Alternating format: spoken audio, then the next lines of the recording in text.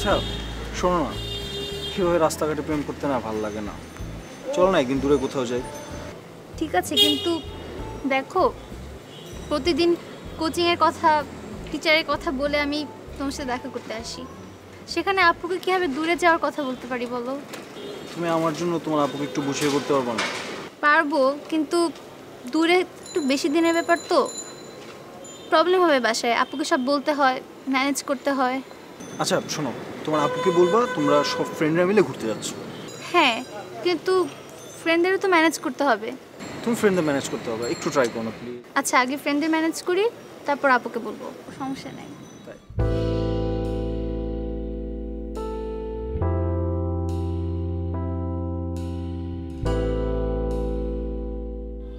আমাদের প্রত্যেকের পরিবারে বিভিন্ন বয়সের সদস্য নিয়ে আমরা বেঁচে থাকি।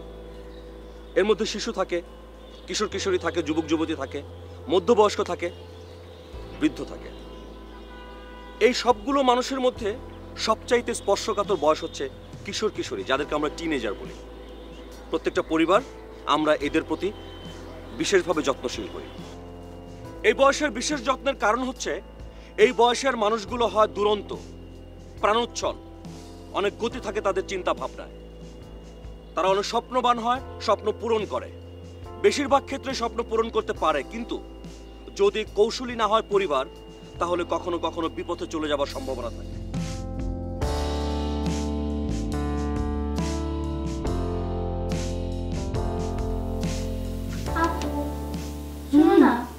কি বলবি বলে ফেল। কি বলবো, এমনি তুমি কি করছো দেখতে এসেছি। লেখাপড়া কেমন চলছে? হ্যাঁ ভালো। কিছু বলবি? না, ভাবলাম তোমাকে কিছু বলবো, কিন্তু তুমি তো টিভি দেখছো। ভনিতা না করে বলে ফেল। আপু শুনো না, আমরা তো অনেকদিন কোথাও ঘুরতে যাই না, চলো না আমরা কোথাও ঘুরতে যাই। কথাটা তুই মন্দ বলিসনি, আমি অনেকদিন কোথাও ঘুরতে যাই না। হ্যাঁ, আব্বু, আমি, আম্মু, তুমি সবাই মিলে কোথাও ঘুরতে যাবো। দেখি সামনের মাসে অনেকগুলো ছুটি আছে, প্ল্যান করি কোথাও যাওয়া যাবে।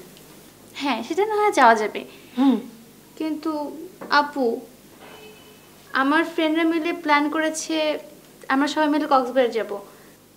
তুমি পারমিশন দিলেই আমি যেতে পারবো, কিন্তু তোরা গার্জিয়ান ছাড়া নিজেরা কক্সবাজার যাবি এ প্ল্যান করেছিস? Never ever. আচ্ছা ঢাকা শহরে আমরা কেন থাকি? তুই লেখাপড়া করার জন্য থাকিস, আমি জব করি এই জন্য থাকি। আর আব্বু আম্মু আমাদের ঢাকা শহরে রেখেছে বিশ্বাস করে। এখন আব্বু আম্মু যদি শোনেন যে আমি তোকে পারমিশন দিয়েছি উইদাউট এনি গার্জিয়ান ফ্রেন্ডদের সাথে কক্সবাজার যাওয়ার জন্য, ওনারা তো আরও রাগ করবেন। আর সমাজের লোকজন কি ভাববে বলতো? টিনেজার একটা বোন, ওরা যাবে ফ্রেন্ডদের সাথে কক্সবাজার। আমি কখনো পারমিশন দিব না, সরি, আমি কখনো অ্যালাউ করবো না।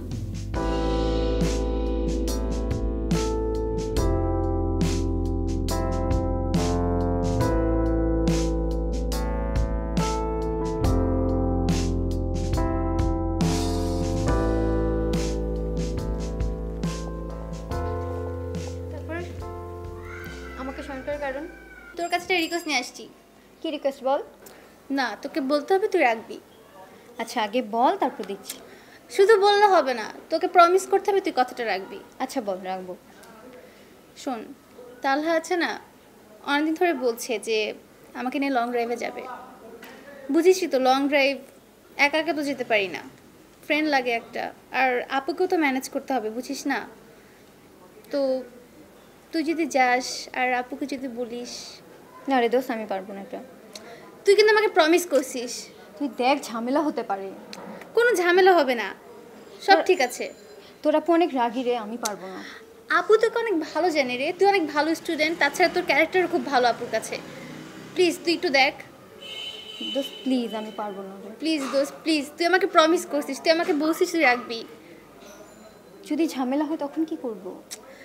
তাহলে আমাকে অনেক ভালোবাসে, আর ও ভালো ছেলে, খারাপ ছেলে না। তুই আপুকে শুধু ম্যানেজ কর। কক্সবাজার যাচ্ছি আমরা, অনেক মজা হবে দোস্ত, অনেক মজা করবো আমরা, চল। তুই দেখ আমি কিভাবে যাই বল। তুই কাল সকাল আমাদের বাসায় আসবি, নাহলে সন্ধ্যায় আসবি, এসে আপুকে বলবি তুই আমাকে কথা দিছিস, আমি কিছু জানি না। কথা দিয়ে ফেলছে, এখন কি করতে হবে? আমরা যাবো আর অনেক মজা করবো। আচ্ছা আমি যাবো কালকে, যা।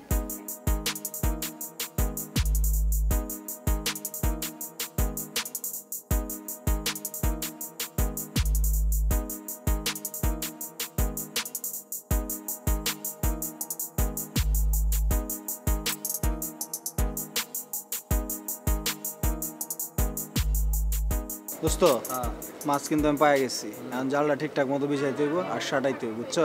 আরে তুমি এটা কোনো টেনশনই করো না, আমি একবারে সব কিছু ঠিকঠাক মতন রাখছি, এখন জাল টাল পাইতে রাখছি, কোনো টেনশন না, তুমি শুধু মালটা লয়ে আনো এক।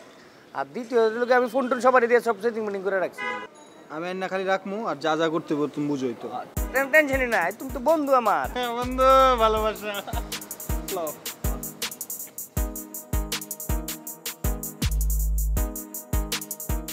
সোহানি আর তালহা দুজন দুজনকে পছন্দ করে, এটা আমরা জেনে গেছি। তারা প্ল্যান করে ঘুরতে ঢাকার বাইরে যাবে। সোহানির জন্য মুশকিল হচ্ছে বাধা হয়ে দাঁড়াতে পারে তার বড় বোন, কিন্তু তালহা কোনোভাবেই সোহানিকে ছাড়া ঢাকার বাইরে যাবে না। এখন প্রশ্ন হচ্ছে, সোহানি তালহা দুজন দুজনকে পছন্দ করে, ভালোবাসে, তারা ঢাকার বাইরে যাচ্ছে শুধু কি বেড়াতে, নাকি অন্য কোনো ব্যাপার আছে?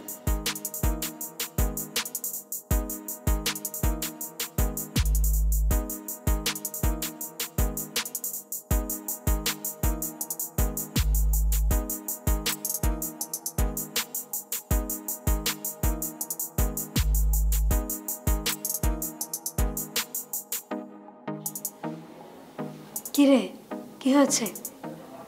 এই যে দেখি আমার বোনটাকে, দেখি এত সুন্দর একটা মুখকে প্যাঁচার মতো করে রেখেছে। কি হয়েছে? কিছু খেয়েছিস? কথা বলছিস না কেন? এই যে তাকা আমার দিকে। আচ্ছা রে বাবা, আমি নাহলে একটা বিষয় তোকে পারমিশন দেইনি, তাই বলে এরকম রাগ করে থাকতে হবে? আমি তো বলেছি যে কেন তোকে আমি যেতে দিচ্ছি না।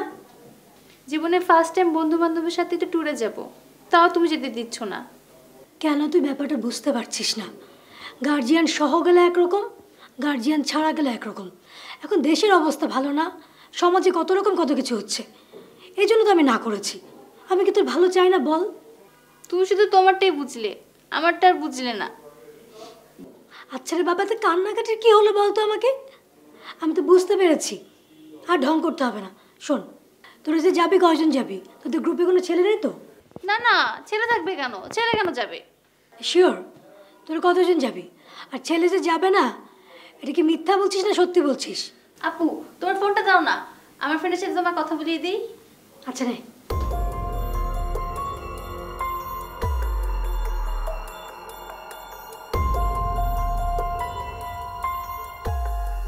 হ্যাঁ আফিয়া, হ্যাঁ আপুর সাথে একটু বল তো, ওই যে আমরা ট্যুরে যাবো। হ্যাঁ হ্যাঁ, আপুকে একটু বুঝিয়ে বল। হ্যালো। আসসালামু আলাইকুম আপু। ওয়ালাইকুম আসসালাম, কেমন আছো আফিয়া? জি আপু, হ্যাঁ ভালো আছি। শুনলাম তোমরা নাকি ট্যুরে যাচ্ছ? জি, সোহানি আপনাকে কিছু বলেনি? না, আসলে হয়েছে কি, তোমরা কয়েকজন মিলে যাচ্ছ, তোমার গার্জিয়ান কি অ্যালাউ করেছে তোমাদের? হ্যাঁ আপু, করেছে তো। আমরা তো সবাই মিলে আপনার বাসায় আসতে চেয়েছিলাম আপনাকে বলার জন্য, কিন্তু সোহানি বলল আপু আপনি যেতে দিবেন। আপু আপনি একদম টেনশন করবেন না, আমরা ঠিকমতো যেতে পারবো ইনশাল্লাহ।